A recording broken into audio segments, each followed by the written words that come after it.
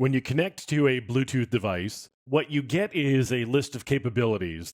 Capabilities is the set of profiles that the Bluetooth device actually supports. So, a pretty common one, for example, is right here the hands free profile. You would use that if your car, for example, supported Bluetooth and it had basically a speakerphone built into it. Or if you had one of the Plantronics or Jawbone earpieces that have the microphone in it.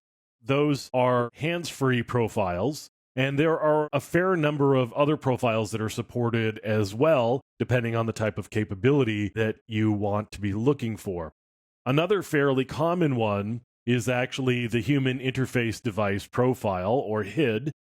This is for mice or keyboards or joysticks, for example. You would use this if you wanted to use wireless human interface devices like mice or keyboards or joysticks, and you didn't want the wires that were involved. So you could also do a LAN access profile in order to give you access to local area networks. You can use the hands-free profile, as we mentioned before. The health device profile is another one that's becoming fairly common.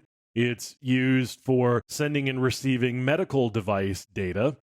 We've got the general object exchange profile, which is really the parent profile of other profiles that are using data. There's also the generic access profile, which again is the parent profile for all other profiles. There's the fax profile, file transfer profile.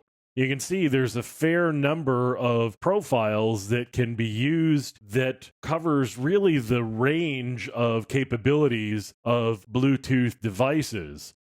We've got the phone book access profile, which again would go along with the hands-free profile. So you've got some profiles that are more or less meant to go along with other profiles. So if you've got a device, you probably support multiple profiles on that device. Now, you can see that this list is fairly substantial. They don't consider this a complete list. The Bluetooth Special Interest Working Group is actually constantly looking at capabilities that can be performed over Bluetooth, adding additional profiles, enhancing the profiles that are in place.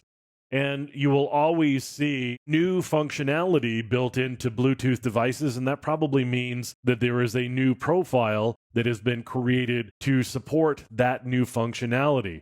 But in order to do anything with a Bluetooth device, you've got to figure out what functionality it supports. In other words, you need to know the profiles that it supports so that you can know what it is capable of doing. If the device doesn't support, for example, the hands-free profile, there's nothing you can do to actually make it support that hands-free profile. I can't get a Bluetooth keyboard, for example, and suddenly make it start listening to my voice and sending and receiving audio. There's just no way to do that. It doesn't support the hands-free profile. So when you've got a device that supports a specific set of Bluetooth profiles, it's based on the capabilities of that device.